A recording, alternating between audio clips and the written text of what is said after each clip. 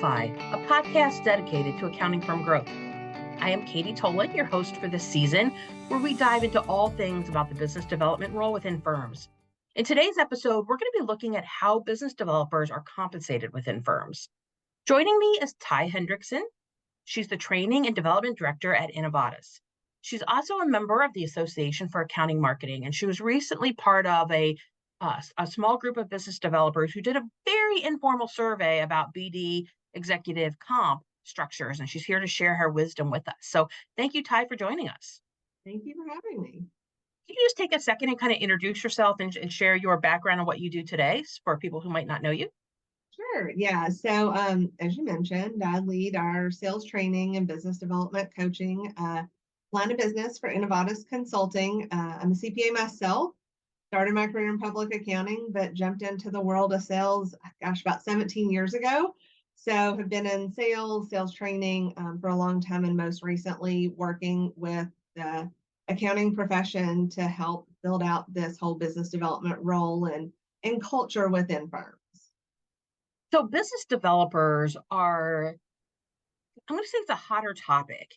I know that we have a lot of members within the association and just within accounting firms are asking about business developers as they try to figure out if they want one. So do I just place an ad for a business developer and I get a wonderful person, or are all business developers equal? What should I be looking for in a business developer? What kinds out there exist?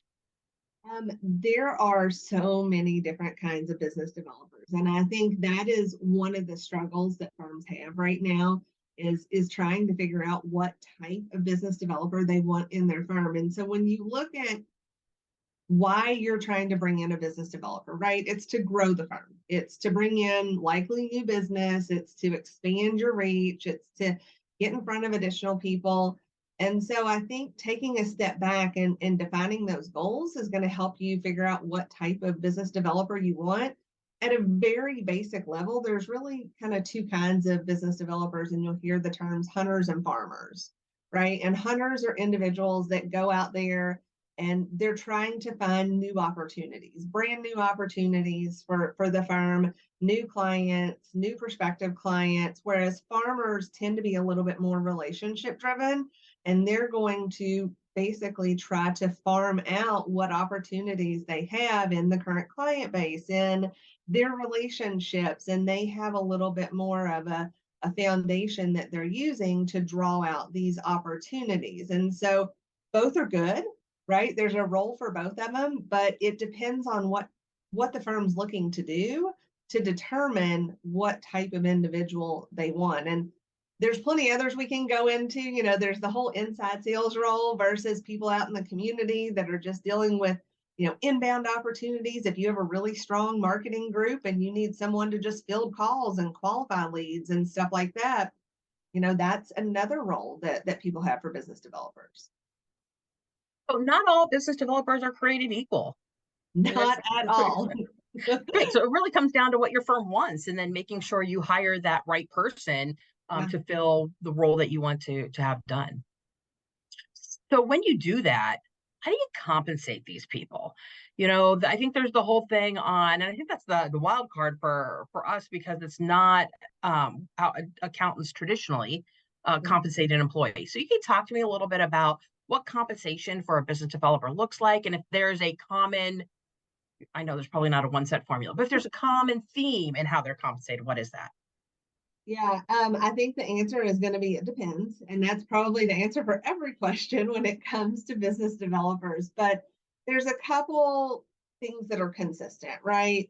When you look at a business developer, someone who's out there trying to bring new opportunities, they're likely going to be compensation driven. They're likely going to be money driven, right? If you're trying to find a salesperson that came from a sales role and you bring them in and just give them a base salary, that's not what they're used to, right? And so that's not traditionally the way that it works, but they're also not individuals who work solely on commission. So the one thing we found, right, in our very informal survey of people we knew was that most everybody has some sort of base plus commission structure. Now, that looked completely different. We had bases from 80,000 to over 250, right? And so that's a huge difference in what people are being compensated. And then there were all kinds of different commission structures.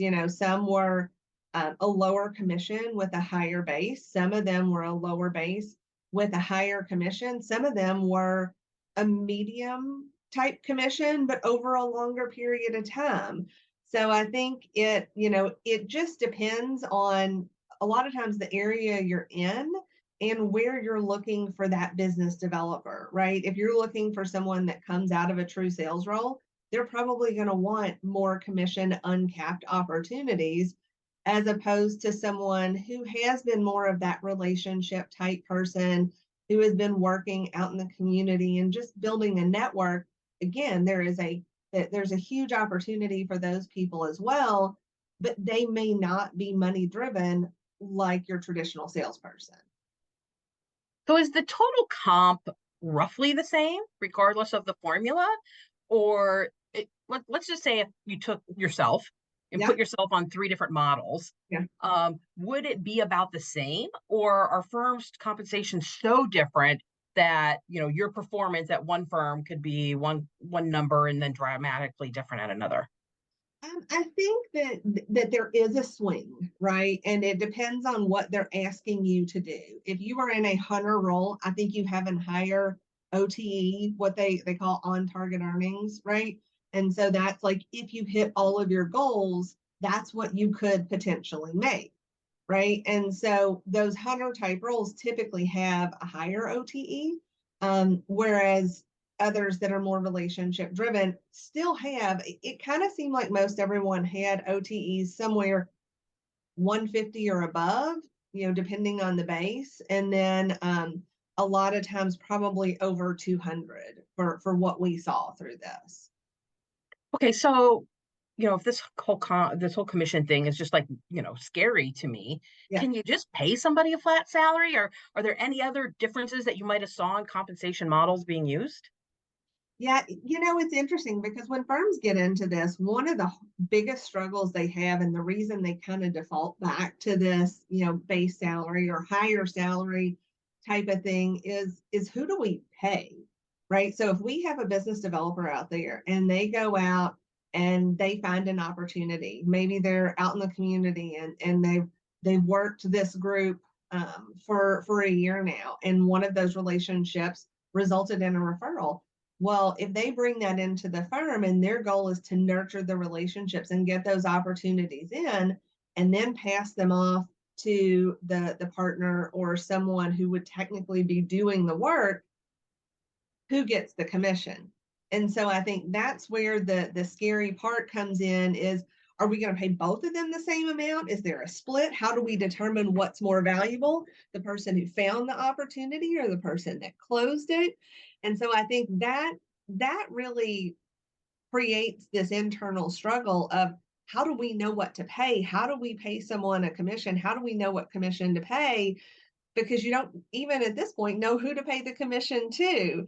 So I think, to your point, when you get to the point of saying, I don't know, can we pay him a base salary? Should we pay him a commission? I think you have to look at who's involved in it, right? To try to figure out where that commission or piece of it would go. And you've got to think about what your margin is on these things, right? Because you don't want to be paying people so much that you're actually not making a profit on the work, because that's not sustainable long term. So I think figuring out what you want to pay in terms of commissions is basically backing into what their goals are. If you have someone with a $400,000 goal, right, it's going to be hard to justify an OTE of 250 or more, because then where's that money coming from? Whereas if somebody has $1 million, $2 million goal, that's much more justifiable and in line with the commission. So roundabout way to say, I think if you are looking for someone if you have someone that's money motivated, commissions are going to be very important, but it's also important for you to look at what is realistic for you to pay and for how long. Does that make sense? Yeah, and I think the other thing that you brought up that's probably important to note is how do you establish that credit? I was in an organization once, and um, if I met somebody at an event or if I spoke at an event, I got the attendee list. I put them in CRM with my name because that's how credit was established. Yep. I may have never met them. I couldn't pick them out of a lineup kind of thing, but that was kind of the culture of the organization is, credit came from who had them in CRM first. And so, that opens up the whole other, how do you track this? How do you split that? Who actually constitutes? And I suspect that's a bigger part of commission than most people think about. Yeah, and if you don't have a CRM, how are you tracking that, right? That's an even bigger fish to fry. But I think most firms have kind of settled on this like seller sourcer model, and so it really kind of starts with what goals do we have for this person, right? So you can't decide what you're going to pay them until you decide, is this person responsible for finding the opportunities and closing the business, or finding the opportunities and passing them off to someone else to close the business? Because if it's a pass it off situation, you're going to have to figure out some way to include seller source or credit. And then the other thing that you'll get into in that situation is that the BD person going, well, look, I had all these opportunities I found and I passed them off, but they didn't close anything. So why am I getting dinged? And so there's a lot of considerations when it goes into this, but I think what most firms look at is, if it's a seller sourcer situation, usually the commission is split between the two. You don't pay double, right? That just doesn't work, right? So you have to know what your total commission is that you can pay, and then figure out what that split is based on how your partners are compensated too, right? Because that plays a role in it as well. Okay, so this is definitely a not one size fits all kind of answer. So I'm going to ask for some ranges, and my next Sure. thought is, give me an idea of commission rates. Yep. Are they 2%? Are they 50%? Length of time. Do I pay one time? If this is a recurring client, do I pay forever? Do I pay? So, there's, I'm sure once again, you've said like it's got to customize it for what you want. But if you've seen something or heard something from generalities, how would you say that is spread out? Yeah, I think you're going to see anything from 3% to 10%. And that's pretty normal. 3% is probably something on like a split commission.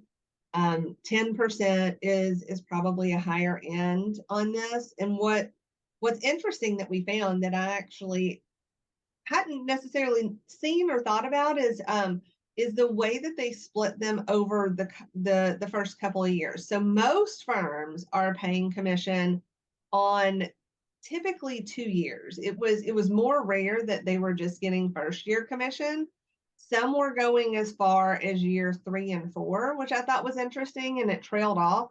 But the one that I actually thought was probably, it was interesting the way that they set this up, was that they paid 1% upfront on basically the cost that came through the engagement letter. So we all know that when we're bringing on new clients, right, there's an idea of what we think they're going to be charged, and there is the actual amount of what happens, that year. And so what they did was they said, okay, we're not going to make you wait an entire year to get any type of commission. So when that's closed, we'll give you 1% of what we expect it to be. And then at the end of the first year, they paid an additional 4% on what was, actually done. So basically 5% in the first year.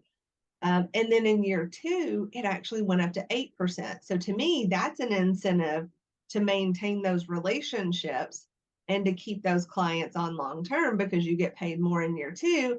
But then in year 3, it went back down to 4%. And so I think that is a huge struggle that not just accounting firms, but any organization that's paying salespeople or business developers, is we get paid to bring them in the door, and then we give them off to somebody else and just hope that they stay. But our profession, it's built on reoccurring work. So incentivizing not just the partner, but also the business developer, that has a relationship, to maintain those relationships, to make sure client service is good so that they get the better commission in year 2, I thought was really interesting. So I thought that was one that jumped out. Most of them started somewhere. Some of them would do like 5% year 1, 5% year 2. We had one that did 9% in year one, and they got 2% if they continued to support them with the relationship in year two. So you're right, it is completely across the board. But that's kind of the range we saw. And then the other thing we saw too was some firms differentiate between closing inbound leads. So if someone comes to the website and they take that call, they call that person back, they qualify it, they make sure it's a good opportunity, whether they pass it on or then close it, they tend to get a reduced commission on that than something that they went out in the community, found, and brought to the firm. Well, that makes sense. So one thing that you were talking about is this recurring work and how some of this commission was paid out over time. Are there business developers out there that are assigned to project type work? As our profession's changing, we're seeing a lot more of that one-off projects, and the recurring work is to the compliance side. So do business developers do projects, and do they get commission as well? I think that would be getting into some real niche work in firms to have them do that project-based work. I think a lot of it has to do with getting people to work together, right? As opposed to just, I'm out here finding stuff and I'm going to pass it on. When you incentivize that reoccurring work, you incentivize the business developer and the partners or the people leading the work to work together. It incentivizes the BD person to say, hey, how's it going? Hey, are there other opportunities? Hey, what can I do to help? And maybe should I check in with them, right? And so instead of just passing it off and being done, it creates more of that team environment, right? And that's huge as well, because when you have the seller sourcer model, not that people want to, but there tends to be, well, I had this or I had that. But when you're bringing people together and saying, look, as this goes year after year, if we retain it and work together, and like, if I'm getting 8% in year two and I just pass it off and have no other touch point with that person, I have no control whether or not I'm getting my 8% in year two. And so I'm going to be more motivated to stay, in a nurture mode with the client and in a nurture mode with the people in the firm that they're working with to maintain that work. That's the incentive to keep those clients happy. Yeah, I worked with a business developer once. We had a different commission structure for whether it was project work or if it Yeah. was recurring work. Yeah. Because the lifetime value of the client is significantly higher for that recurring work. And so, we wanted to incentivize more of that than the project, but we recognized the projects existed. Yeah. Yep. Okay. Yep. You're exactly right. So if your firm hires a rock star, knock it out of the park kind of business developer, their comp could be pretty high. I mean, I think you said early on, you're seeing everything from bases of 80 to 250 kind of thing. So we're talking some highly compensated individuals. I could see where this could cause conflict. I've heard partners who have said, I'm not paying a business developer more than a partner in this organization. Talk to me about that. Like, what are you hearing, and how do we convince firms that, this is really a win-win situation for all involved? I think it goes back to how much are you paying them in comparison to what they're bringing in, right? If what they're bringing in is $400,000 and you're paying them $300,000, yes, you're like, why in the world am I paying someone this much to just get another $100,000 for us? But if you're paying someone and they knock it out of the park, they've got uncapped commission and they hit $350,000, but they brought your firm $2 million, right? That is an incredible amount of money that is going to the partner's bottom line, right? They're sharing in that. So I think it depends on how you set the compensation up, but you've got to look at it in comparison to what they're bringing to the firm to see what that value is. And it's funny because it is hard pill to swallow. Like, oh my gosh, why am I paying this person so much money?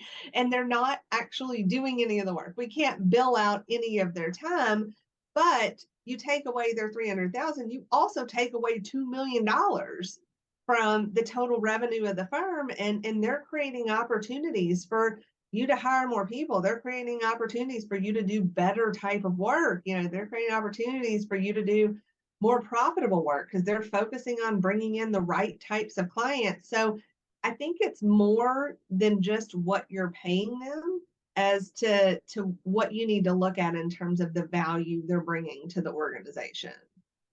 Talk about uncapped commission. Do Yep. firms get nervous and try to cap commission? And is that a good or bad idea?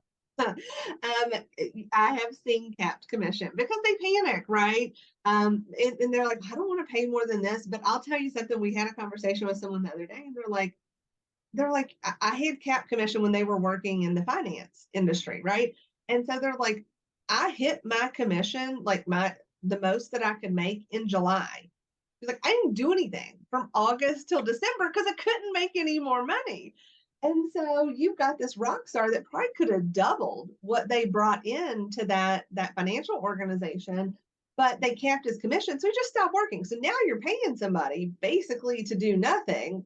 And so I definitely do not agree with the cap commission because you're just incentivizing people to hit that sooner and then coast for the rest of the time. So it goes back to the fact you've got to figure out what you are comfortable paying, right? And you've got to figure out what you are comfortable letting go of and what that margin is you have on these clients. And to your point, if it is recurring versus project, if it's a compliance type project that you don't have as big a margin on, I don't know, maybe you take that into consideration. But I think it's important to leave that uncapped. And I'll even raise this a step further because what you'll normally see in true sales organizations is if you give someone a quota. So let's say you give them $1 million quota and maybe they make 5% on that up until that $1 million or something like that. Then once they hit their $1 million, that may double or they may get a bump. And so then they may get 10% on anything over $1 million, or they may get 20% on anything over $1 million. And that really gives accountants a lot of times like heart palpitations because they're like, well, I'm not going to pay them more. You're telling me like if they're a rock star and they hit this number, I've got to pay them more. But you're budgeting for $1 million.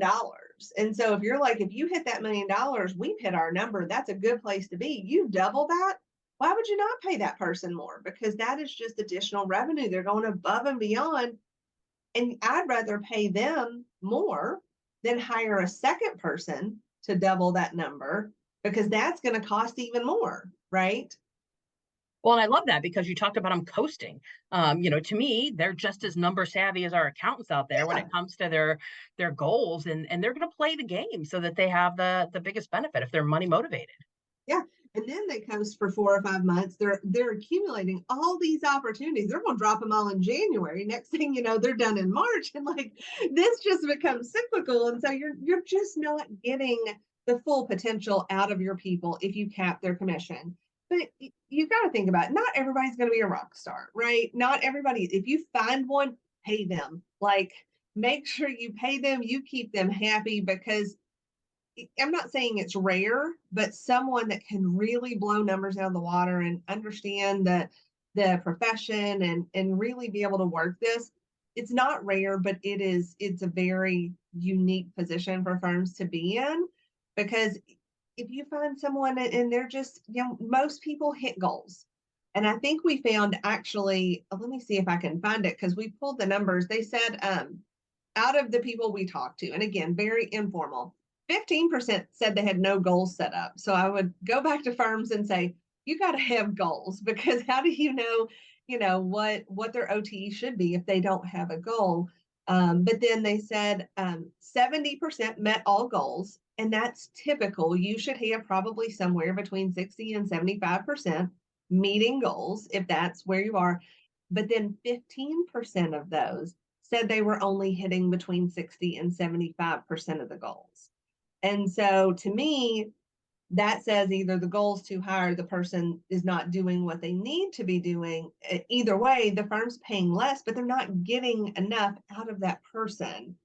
So, people panic about someone going over and getting paid a lot, but you really should be more concerned about those not hitting goals and why they're not. Is it unrealistic?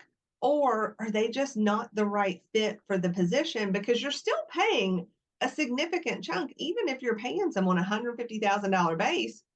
If their goal is $1 million Investment. and they're only getting 600, that's a net negative, that you don't want to deal with. And so you want to keep an eye out for those underperforming as opposed to over. So how long does it take to somebody can actually come in and start making this kind of money? Like you hire me, to start here today. I'm not going to have a big lead for you probably in 30 days, probably not in 60 days. So when do you see comp changing to more incentivized because you should have enough in your pipeline to actually deliver something to the firm? Yeah. So again, it depends, right? It depends if you're hiring a true hunter that's never been in the profession, right? Not only do they have to figure out and build a pipeline, but they've got to figure out what they're selling, what the firms do, understand the clients, understand the value that comes. Something like that can take 6 months to a year, even for the best professionals. They just have a large hill to climb in order to be able to sell properly because we're selling value. We're not selling time. We're selling the value that these people provide. And so they may take longer. If you have someone who is well connected in the community, maybe you are hiring that farmer type person, they understand the profession, they came from another firm, right? They're going to take less time. It's still going to take a while to build up their pipeline, but it's going to take a little bit of time. And normally, what they call this is like your ramp period, right? And so, in most true sales organizations, on your ramp period, you're not going to have that quota, which means you're not going to get paid commission. So, some firms will say, okay, for the first 6 months, I'll pay you a higher base, and then it'll change, when we start to 6 months in, and you should be producing and finding some of this. Some will pay a draw, right? And that's so they say, look, your base is 150, you've got a $100,000 basically OTE commission structure. Well, I'll pay you a 10% draw each month that'll come out of those commissions, as you hit those or whatever the agreed upon draw is. And so there's different ways around it, but you do want to set people up for success and make sure that during their ramp period, they do feel compensated enough to be able to learn and to be able to figure it out and to get to the point that they are bringing in business and opportunity. So we've been talking about these new business goals. Are there other metrics, that motivate a business developer that should be part of their total compensation in some way or another? Yeah, and I think that's a huge point to make here, right? There's so many different pieces that the BD person can control that impact whether or not they hit their goal. People argue whether or not like the sales goal is truly something that they can control, but they can control their activity. They can control the opportunities they can create. They know how many times they're out in the community. They know how many people they're talking to. They know how many qualified leads they're bringing in. You should know what their activity level is, and you should have goals set around that, especially in the ramp period, because when you hit those KPIs, that's how you can ensure they're going to hit those sales goals. You can't sell $1 million worth of stuff if you've got 3 opportunities, right? And so you have to know what activity it takes to create enough opportunities to hit those goals. So I think including that in their, whether it's in their comp structure, whether it's in their coaching profiles, whether it's in, their ramp period, maybe there's some goals around that. But that is stuff that they can control and you can coach them on and monitor to ensure that they're going to hit those revenue goals at the end of the day. So I think, you talked a little bit about to get started, organizations have to figure out what they want. So if I want a business developer, I'm like, I've been thinking about this for a while. I feel like we can do it. How would I get started? How do I begin to figure out what I and what the firm wants and start and put on paper who I want so I even can go find that person? Yeah. I would start by figuring out what the true need is. If you have a ton if you have great marketing and you have leads coming in, you may want to start with someone who can field all those calls and qualify them and make sure they can pass those along. If you feel like you want someone who is the face of your firm in the community and they're out there at every event and they're really going to be able to speak to your organization and they're just connecting people, then you want that type of farmer. If you're like, look, we have major revenue goals and it's not going to come from cross-selling, it's not going to come necessarily from just relationships, you're going to want that hunter, right? And so I think you step back and say, what is it that I want? What's our need right now? Do we feel like we've cross-sold everything and we have to find new opportunities? Are we going into a new market, right? Do we need someone that can go out there into that niche and start building awareness? So I would say figure out what those goals are in your strategic plan so you can figure out what profile of business developer you're really looking for. Because when these business developers are looking at job descriptions, right, they're looking to see, I want you to go, basically, if you want them to create a pipeline of brand new opportunities, that should be in the job description, right? If it's a well-connected, supposed to be out in the community, that type of business developer, that should be in the job opportunity. It's going to help you bring in better perspective hires than if you just put out a very generic business developer job description. All right. Well, hey, I want to thank you for joining us. You have got my head spinning with all the different things that you could be looking at and compensating for. And I think, if there's one thing, there's not one size fits all. You Yeah. figure out what your organization wants, you find that person, and you compensate them fairly. Seems to like sum it up, right? Very simply put. Perfect. So, I want to thank all of you guys for listening in. This is another episode of Amplify, the podcast for accounting firm growth. Be sure to listen to all the other episodes on this business development season. You can learn more about Amplify and all of our past seasons on the Association for Accounting Marketing website at accountingmarketing.org. Find podcast under the publications section. If you want to learn about me, reach out to me on LinkedIn at Katie Tolin. That's Katie with an IE, Tolin, Tolin, or email me, katie@cpagrowthguides.com. Thanks again, and we look forward to having you join us again for another episode soon.